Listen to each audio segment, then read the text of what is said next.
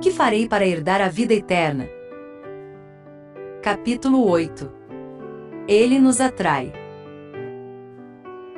Jesus disse: E eu, quando for levantado da terra, todos atrairei a mim. João 12:32. A primeira e mais importante das coisas é enternecer e subjugar a alma, com a apresentação de nosso Senhor Jesus Cristo, como Salvador que toma sobre si os pecados e os perdoa, e esclarecer o máximo possível o Evangelho. Evangelismo, página 264. Jesus foi levantado na cruz para morrer por nossos pecados, para que Ele possa nos perdoar, purificar e restaurar-nos a si mesmo. Essa é a verdade mais importante na palavra de Deus. E como Moisés levantou a serpente no deserto, assim importa que o Filho do Homem seja levantado, para que todo aquele que nele crê não pereça, mas tenha a vida eterna. Porque Deus amou o mundo de tal maneira que deu o seu Filho unigênito, para que todo aquele que nele crê não pereça, mas tenha a vida eterna. Porque Deus enviou o seu Filho ao mundo,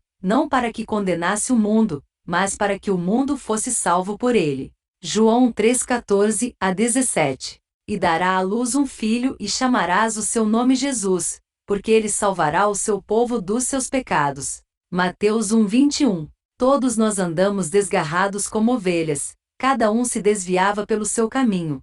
Mas o Senhor fez cair sobre ele a iniquidade de nós todos. Isaías 53:6. Odiando o pecado com ódio perfeito, todavia acumulou sobre a própria alma os pecados do mundo todo. Sem culpa sofreu o castigo do culpado. Inocente, ofereceu-se, todavia, como substituto do transgressor. A culpa de todo o pecado fazia sentir o seu peso sobre a divina alma do Redentor do mundo. Os maus pensamentos, as palavras más, as más ações de todo filho e filha de Adão, exigiam que a retribuição caísse sobre ele, pois tornará-se substituto do homem. Conquanto não fosse dele a culpa do pecado, o seu espírito foi ferido e dilacerado pelas transgressões dos homens. E aquele que não conhecia pecado tornou-se pecado por nós, para que fossemos feitos justiça de Deus nele. A fé pela qual eu vivo, página 98. Jesus sentiu de verdade todos os nossos pecados e experimentou a culpa por todos eles, e ele realmente quer fazer-nos justos nele. Aquele que não conheceu pecado, o fez pecado por nós, para que nele fossemos feitos justiça de Deus. 2 Coríntios 5:21. Assim que Cristo penetrou no deserto da tentação, alterou-se-lhe a fisionomia. O peso dos pecados do mundo oprimia-lhe a alma, e o seu semblante exprimia uma tristeza indizível, uma profundeza de angústia que o homem caído jamais experimentara. Sentiu a avassaladora onda de miséria que inundou o mundo. Reconheceu a força do apetite condescendido e da paixão profana que dominava o mundo, e que trouxera ao homem indizível sofrimento. Mensagens Escolhidas, volume 1, página 271. O que Deus predisse pela boca de todos os profetas, que o seu Cristo deveria sofrer, ele assim cumpriu. Atos 3:18. Tivesse Satanás podido induzir Cristo a se render à mais leve tentação, tivesse ele podido levá-lo por um ato ou mesmo um pensamento a manchar a sua perfeita pureza, o príncipe das trevas teria triunfado sobre o penhor do homem, e teria ganho para si toda a família humana. Mas embora Satanás pudesse angustiar, não poderia contaminar. Ele poderia causar agonia, mas não envelhecimento.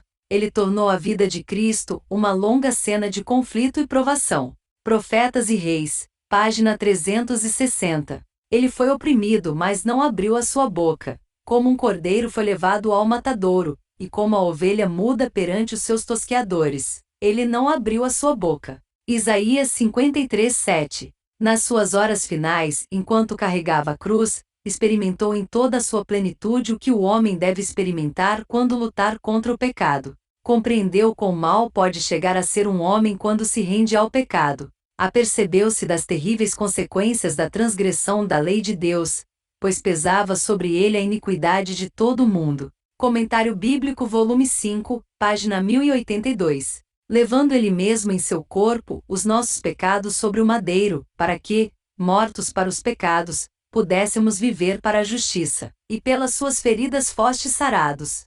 1 Pedro 2:24. Enquanto o pecador está ainda distante da casa paterna, esbanjando seus bens em terra estranha, o coração do Pai anela por ele, e cada desejo de voltar a Deus despertado na alma, não é senão o terno estar do seu espírito, solicitando, suplicando, atraindo o extraviado para o coração de amor de seu Pai. Caminho a Cristo, página 54. Pois que com amor eterno te amei, também com amorável benignidade te atraí. Jeremias 31:3. Muitos filhos não tiveram o privilégio de experimentar o amor de um pai. Pode ser que tenham sido rejeitados e abusados e, portanto, acham difícil acreditar que Deus realmente os ame e deseje mesmo salvá-los. Quando meu filho estava crescendo, senti que ele não acreditava que poderia ser salvo. Não entendi o porquê até muito mais tarde. Quando ele começou a estudar, ele parecia incapaz de aprender a ler. Por conta disso, os professores acabavam pensando que ele era preguiçoso.